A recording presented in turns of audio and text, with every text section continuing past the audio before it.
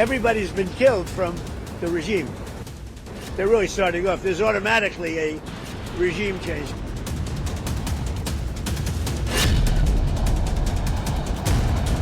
Trump ने 5 दिन का वक्त दिया। ईरान ने 50 मिनट में मिसाइल फोड़ना शुरू कर दिया। ट्रंप के दावों के गुब्बारों को ईरान और इजराइल तसल्ली बख्श तरीके से फोड़ रहे हैं। ट्रंप ने दावा ठोका, ईरान समझौते के लिए गिड़गिड़ाने लगा है। ईरान ने फौरन पलटवार किया। ट्रंप डील के लिए फड़फड़ा रहे हैं। ट्रंप का दावा 5 दिन तक ईरान पर हमला नहीं होगा। इजराइल ने ऐलान किया, ईरान लेबनान को फोड़ते रहेंगे। ट्रंप ने ईरानी संसद स्पीकर पर लगाया सुप्रीम लीडर वाला दांव। कालीबाग बोले, डोनाल्ड ट्रंप फेक न्यूज फैलाने के उस्ताद हैं।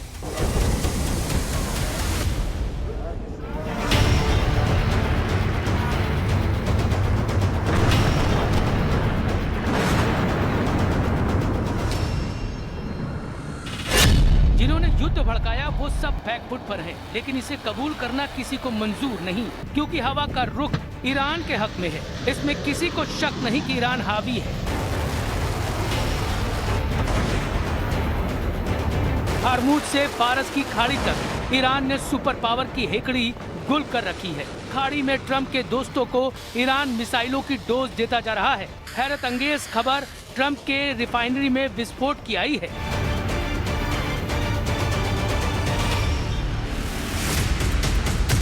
इस बीच अमेरिका के टेक्सास में तेल रिफाइनरी धुआं हो गई है। तो क्या ईरान ने अमेरिका में घुसकर मारना शुरू कर दिया है? ट्रंप के तेल कारखाने को कौन जलाने लगा है? टेक्सास रिफाइनरी में विस्फोट के बाद इमरजेंसी लॉकडाउन लगाना पड़ा है।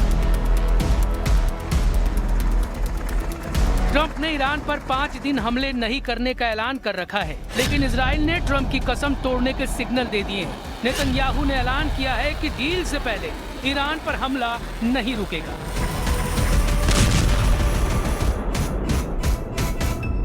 שיש סיכוי למנף את ההישגים הכבירים של צה"ל וצבא ארצות הברית כדי לממש את יעדי המלחמה בהסכם, הסכם שישמור על האינטרסים החיוניים שלנו.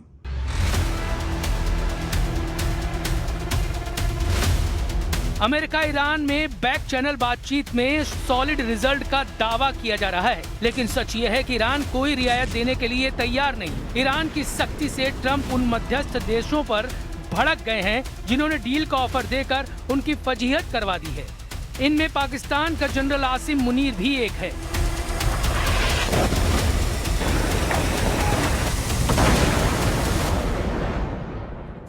नमस्ते, आप देख रहे हैं कच्चा चिट्ठा। मैं हूं आपके साथ जसप्रीत कौर। ईरान ने ट्रंप का सीजफायर ऑफर ठुकराने के बाद इजराइल पर बड़ा हमला बोला है। तेल अवीव और हाइफा में कई मिलिट्री अड्डों पर मिसाइल ड्रोन से अटैक किया गया है। वहीं लारिजानी के बाद अब ईरान को नया एनएसए मिल चुका है। इस नए कमांडर को खत्म करने के लिए इजराइल ने 2 घंटे का ऑपरेशन लॉन्च कर दिया है।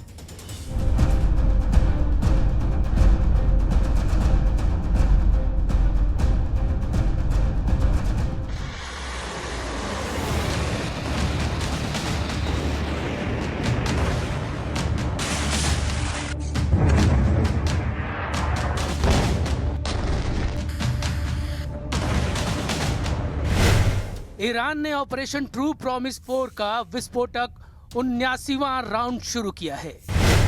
ईरान के टारगेट तेल अवीव के साथ अमेरिकी सैन्य ठिकानों का सफाया है।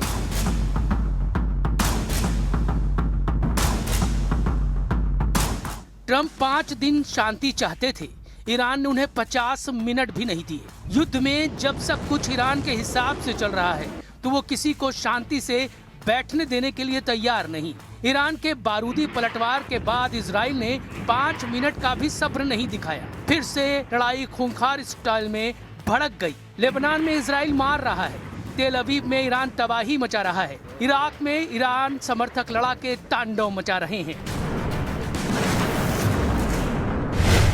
ईरान ने मिसाइलों से तेल अवीव के कई इलाकों में भारी तबाही मचाई है, जिससे इमारतों को बड़ा नुकसान हुआ है और कम से कम 4 लोग मारे गए हैं। वहीं इजराइल ने पूरे लेबनान में हमले किए हैं, जिसमें बशामोन शहर में 2 लोगों की मौत हो गई है। इजराइल ने ईरान के खुर्रम शहर पावर प्लांट में पाइपलाइन पर धमाका कर भारी नुकसान पहुंचाया है।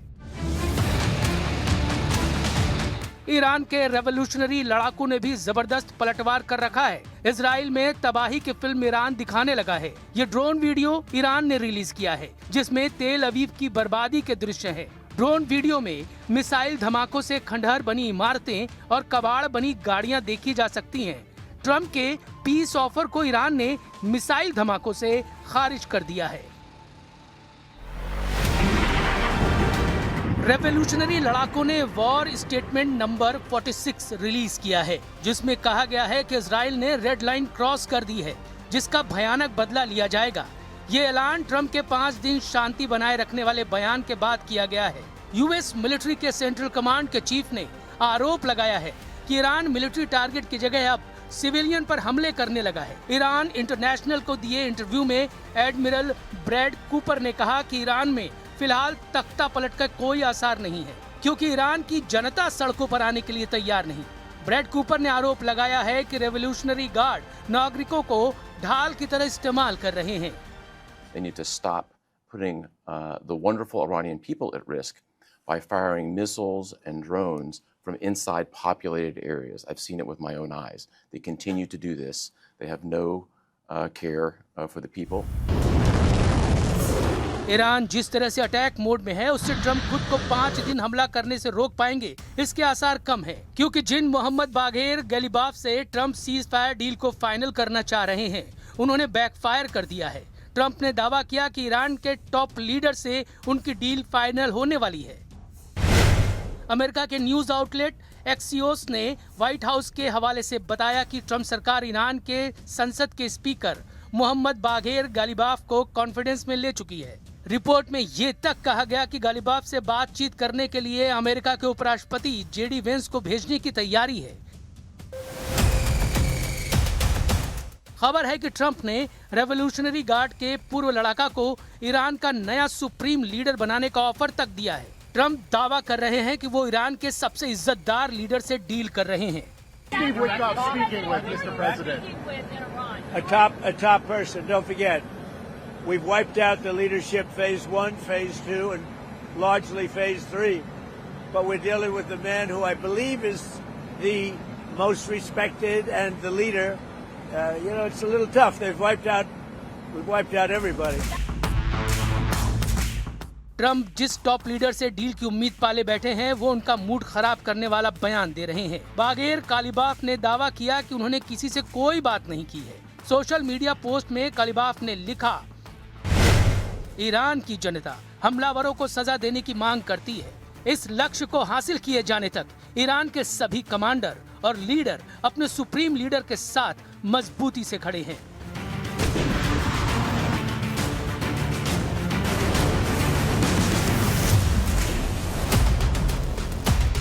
ईरान ने कालिबाफ पर किए ट्रंप के दावों को फेक न्यूज कहा है। अब सच कौन बोल रहा है, कौन झूठ, ये तो पता नहीं, लेकिन कालिबाफ ईरान में बड़ा नाम है।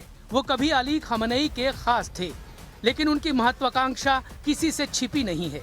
ईरान के सबसे कट्टर लीडर की पहचान रखने वाले बागेर कालिबाफ फिलहाल ईरान की संसद के स्पीकर हैं। उन्होंने अपना करियर इस्लामिक रेवोल्यूशनरी गार्ड के सैनिक बनने से शुरू किया था।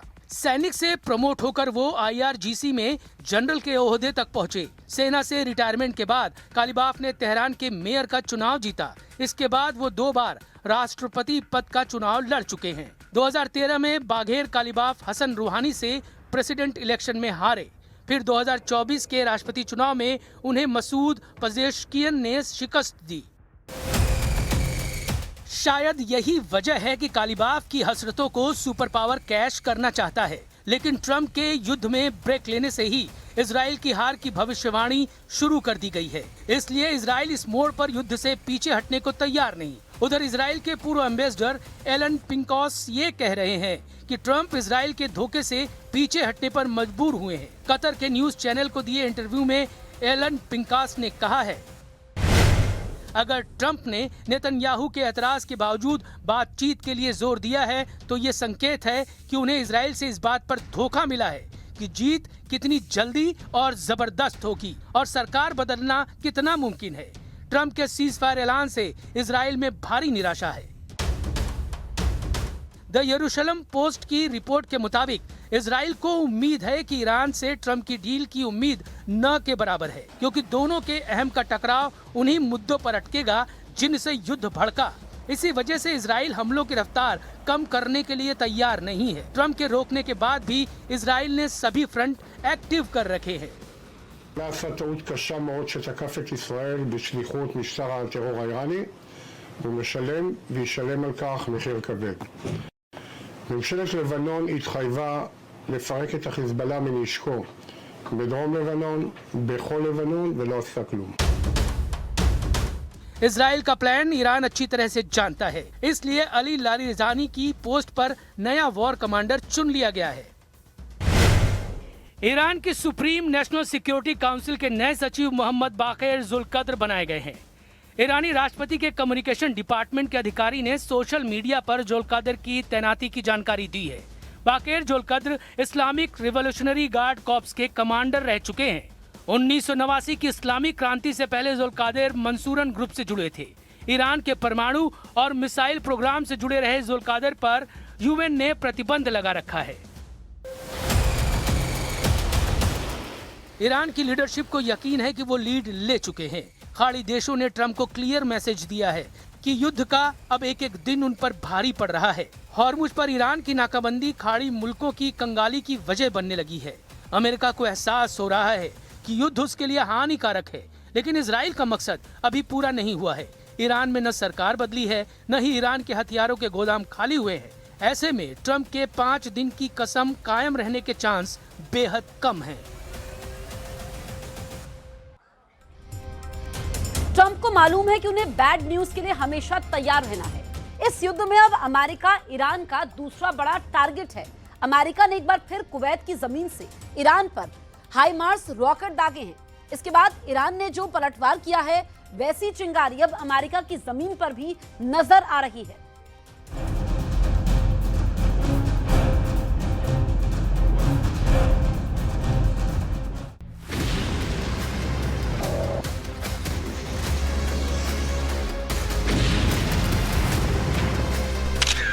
Camera number 1, camera number 2,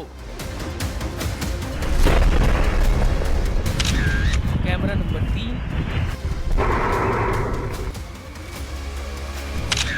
camera number 4 और कैमरा नंबर 5। ये ईरान नहीं है, ये लेबनान नहीं है, ना ही ये दुबई, कतर या बहरीन है। ये ईरान का दुश्मन नंबर 2 इजराइल भी नहीं है। ये है अमेरिका, ईरान का दुश्मन नंबर 1। और यहाँ लगी आग ने ट्रंप की नींद उड़ा दी। ट्रंप ने वार्निंग ईरान को दी, लेकिन जलने अमेरिका लगा। क्या हुआ? हादसा था या हमला हुआ? हमला हुआ तो पीछे कौन? ये सवाल पेंटागन को गश्त दिलाने के लिए काफी है। अमेरिका में देखे जा रहे ये वीडियो ट्रंप को ईरान और इजराइल में गिर रही मिसाइल की याद दिला रहे हैं। अमेरिका के राज्य टेक्सास में 23 मार्च को एक बड़ी तेल रिफाइनरी में धमाका हुआ और फिर आग की भयानक लपटें उठने लगी। लग रहा था कि ईरान या फिर इजराइल में कोई मिसाइल गिरी है। ये टेक्सास के पोर्ट ऑर्थर में वेलोरो रिफाइनरी है। धमाके में कोई घायल तो नहीं हुआ, लेकिन पूरे अमेरिका का दिलो दिमाग तस्वीरें देखकर झुलसने लगा। इजराइल पर गिरती ईरान की मिसाइलों के बीच ट्रंप को जब पता लगा कि एक धमाका उनके देश में भी हुआ है, तो जाहिर है तनाव का लेवल क्या होगा। क्योंकि अमेरिका का सबसे बड़ा डर तो यही है कि जो युद्ध हजारों किलोमीटर दूर चल रहा है, उसकी चिंगारी उनके जमीन तक नहीं पहुंचनी चाहिए। ऐसे में अमेरिका के वेलोरो रिफाइनरी में हुआ क्या? ये अमेरिका की सबसे बड़ी रिफाइनरी है, जहां करीब 4.5 लाख बैरल तेल रोज रिफाइन किया जाता है। यहाँ 770 कर्मचारी काम करते हैं। जब यहाँ पर धमाका हुआ तो कई किलोमीटर दूर तक आवाज सुनाई दी। और फिर यहाँ लगी आग देखिए। युद्ध के वक्त जब तेल गैस की कीमत उछाल मार रही है, तब अमेरिका की सबसे बड़ी रिफाइनरी में हुआ धमाका बहुत बुरी खबर लेकर आया है। सवाल उठने लगे कि क्या ईरान ने ट्रंप के घर में घुसकर मारा है? क्या टेक्सास की रिफाइनरी में हुआ विस्फोट किसी शाहिद टाइप के ड्रोन का अटैक है? टेक्सास की रिफाइनरी में हुए धमाके के पीछे तकनीकी गड़बड़ी बड़ी वजह बताई जा रही है। इंडस्ट्रियल हीटर में खराबी से लेकर डीजल प्रोसेसिंग यूनिट में आग लगना, ये तमाम वजहें इसके बारे में बताई जा रही हैं।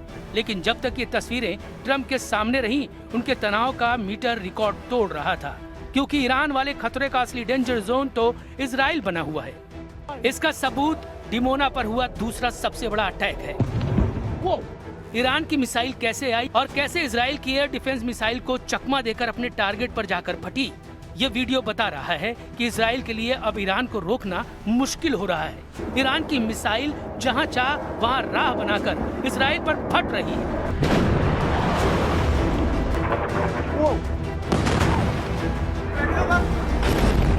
तेल अवीव में खुर्रम शहर मिसाइल ने बड़ा कहर मचाया है।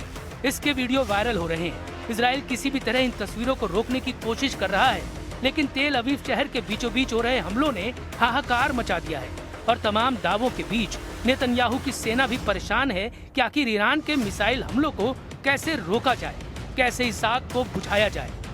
न्यूज़ 18 इंडिया की टीम पहुंची है टेल अवीव में ग्राउंड जीरो पर, उस जगह पर जहां पर ईरान के बैलिस्टिक मिसाइल ने तबाही मचाई। आप ये देख सकते हैं आप घरों का क्या हाल हुआ है यहाँ पे। हालांकि अभी भी रेस्क्यू ऑपरेशन की टीमें हैं, इसराइली डिफेंस फोर्सेस की टीमें हैं, पुलिस है और भी बाकी सारे वॉलंटियर ग्रुप्स हैं। तबाही बहुत ज़्यादा इर्द गिर्द हुई है। जो भी घर थे वो तबाह हो गया, जो भी बिल्डिंग्स थी वो तबाह हो गई, शॉपिंग मॉल तबाह हो गए, गाड़ियाँ जलकर राख हुई हैं। ये देख सकते हैं आप जिस स्पॉट पे गाड़ियाँ थी जहाँ पे असल में ये अटैक हुआ, वहाँ पे भयानक तबाही हुई है। इस वीडियो में देखिए कैसे ईरान की मिसाइल इजराइल के एयर डिफेंस को चकमा दे रही है। 2 इंटरसेप्टर मिसाइल पलटवार करती हैं तो उनके बीच में ईरान की मिसाइल आराम से निकल जाती है। यानी आसमान में जिस मिसाइल को ईरान के हमले को नाकाम करना था, वैसी 2 मिसाइल भी ईरान के अटैक को रोक नहीं पाई। ईरान की सेज्जिल जैसी मिसाइल की कीमत 9 से 10 करोड़ रुपए होती है, जबकि इसे रोकने के लिए इजराइल के पैट्रियट या डेविड स्लिंग को लॉन्च किया जाता है तो उसके इंटरसेप्टर की कीमत 3 गुना यानी करीब 25 से 30 करोड़ तक हो सकती है। जबकि एरो 3 जैसी डिफेंस सिस्टम की इंटरसेप्टर मिसाइल की कीमत 5 से 6 गुना यानी 50 करोड़ तक हो सकती है। इस बीच लेबनान में ईरान के साथी मिलिशिया हिजबुल्लाह ने एक वीडियो जारी किया और इस वीडियो में नसरअल्लाह ब्रिगेड ने अपने इरादे जाहिर कर दिए हैं। इस वीडियो में हिजबुल्लाह ने 2 मिसाइल दिखाई है, दोनों ही अमेरिका और इजराइल के लिए बहुत ज्यादा खतरनाक है। पहली है शॉर्ट रेंज बैलिस्टिक मिसाइल फतेह 110 और ईरान की बनाई हुई मिसाइल है और अब तकनीक मिलने के बाद हिजबुल्लाह ने भी ये मिसाइल तैयार की है। इस मिसाइल की रेंज 300 किलोमीटर है, इसलिए ये 75% इजराइल को कवर करती है। वहीं दूसरी मिसाइल है पावेह, ये क्रूज मिसाइल है जिसकी रेंज 1600 किलोमीटर है। ये आधे भूमध्य सागर को कवर करती है, इसलिए ग्रीस के क्रीट में खड़े अमेरिका का जेराल्ड फोर्ड कैरियर भी इसकी जद में है। ये इशारा हिजबुल्लाह की तरफ से किया जा रहा है। लेबनान और इजराइल के बॉर्डर पर युद्ध फिर भड़क चुका है। इजराइल के मार्कावा टैंक की ब्रिगेड लेबनान बॉर्डर पर पहुंच चुकी है। लेबनान की जमीन को गाजा की तरह रौंदने के लिए इजराइल से ऑर्डर जारी हो चुका है। इजराइल का सबसे खतरनाक टैंक मरकावा और उसकी नेमर बख्तरबंद गाड़ियां कमांडोज के साथ तैनात हैं और आगे बढ़ रही हैं। इजराइल के टारगेट पर हिजबुल्लाह है जो लेबनान में ईरान का साथी मिलिशिया है और इजराइल का ग्राउंड ऑपरेशन अब हिजबुल्लाह को पूरी तरह से खत्म करने के लिए है। इजराइल के टैंक तब तक वापस नहीं लौटेंगे जब तक नईम कासिम के एक लड़ाके को खत्म न कर दे। जब ईरान में इजराइल और अमेरिका की बमबारी जारी है, ईरान के कई कमांडर मारे जा चुके हैं और अब भी हमले जारी हैं, तब इजराइल ने अपने सबसे नजदीकी दुश्मन को मिटाने का फैसला किया है। क्या यह इजराइल के लिए आसान होगा या फिर ग्राउंड ऑपरेशन में उसे मुंह की खानी पड़ सकती है? इस वक्त इसे दुनिया में सबसे खतरनाक युद्ध की शुरुआत के तौर पर देखा जा सकता है। यह ऐसा मोर्चा है जहां एक तरफ दुनिया की सबसे आधुनिक माने जाने वाली इजराइल की फौज है और दूसरी तरफ है इजराइल का सबसे बड़ा दुश्मन मिलिशिया हिजबुल्लाह, जिनकी टक्कर अब सामने नजर आ रही है।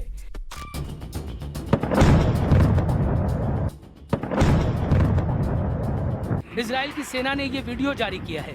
दक्षिण लेबनान में ऑपरेशन में आगे क्या होने वाला है, इसे उसका ट्रेलर समझ लीजिए। इजराइल की सेना रात में ऑपरेशन कर रही है, बॉर्डर के पास हिजबुल्लाह के ठिकानों का पता लगा रही है। במהלך היום הרמטכ"ל ביקר בפיקוד צפון ואישר את התוכניות להמשך הפעולה בלבנון. כפי שאמר הרמטכ"ל, ההדף של הפגיעה והחלשת המשטר באיראן מורגש גם במערכה מול חיזבאללה. ביממה האחרונה, כוחות אוגדה 91 החלו בפעילות קרקעית ביעדים מרכזיים בדרום לבנון, כחלק מחיזוק ההגנה על יישובי הצפון. הכוחות משמידים תשתיות טרור ומחסלים מחבלים. अपने पूर्व चीफ हसन नसरल्लाह के दौर से ही हिजबुल्लाह ने बॉर्डर वाले इलाकों में इजराइल के खिलाफ टारगेट सेट किए हुए हैं।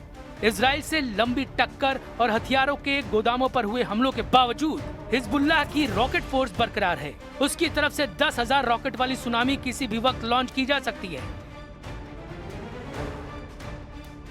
लेबनान और इजराइल के बीच ताजा हमलों के बाद आमने सामने की बड़ी जंग शुरू हो चुकी है। हिजबुल्लाह के टारगेट पर अब इजराइल के ऐसे मिलिट्री बेस हैं जिसकी नेतन्याहू को उम्मीद भी नहीं थी। इजराइल के जिन मिलिट्री बेस को खतरा है उनके बारे में जानने से पहले देखिए हिजबुल्लाह का रॉकेट गोदाम, जो हमास के मुकाबले 10 गुना ज्यादा पावरफुल बताया जाता है। इजराइल को डर है कि जब ईरान से युद्ध जीतना जरूरी है तब लेबनान में बैठा मिलिशिया हिजबुल्लाह उसको बड़ा नुकसान पहुंचा सकता है। हिजबुल्लाह के लिए राजधानी तेल अवीव सबसे बड़ा टारगेट है। इसके अलावा हाइफा का बंदरगाह खतरे में है। अशदोद और अश्केलान भी हिजबुल्लाह की रेंज में है। बीर शेबा शहर को भी हिजबुल्लाह अपने रॉकेट रेंज में कवर करता है। इजराइल के लिए हिजबुल्लाह बड़ी चुनौती है। उसके हथियार छीनने की सभी कोशिशें नाकाम हुई हैं। ये इजराइल की डिमांड भी है और अमेरिका की भी। लेकिन बेरूत में धमाकों से घिर चुके हिजबुल्लाह ने फिर से इजराइल पर पलटवार शुरू कर दिया है। हिजबुल्लाह ने बार बार कहा कि उनसे उनके हथियार कोई नहीं छीन सकता। फिलहाल समीकरण ये है कि हिजबुल्लाह एक मिलिशिया है, जबकि इजराइल के पास भारी भरकम और बहुत ही आधुनिक फौज है। और ईरान के साथ साथ अब इजराइल लेबनान का बॉर्डर भी नेतन्याहू के लिए बहुत खतरनाक वॉर जोन बन चुका है।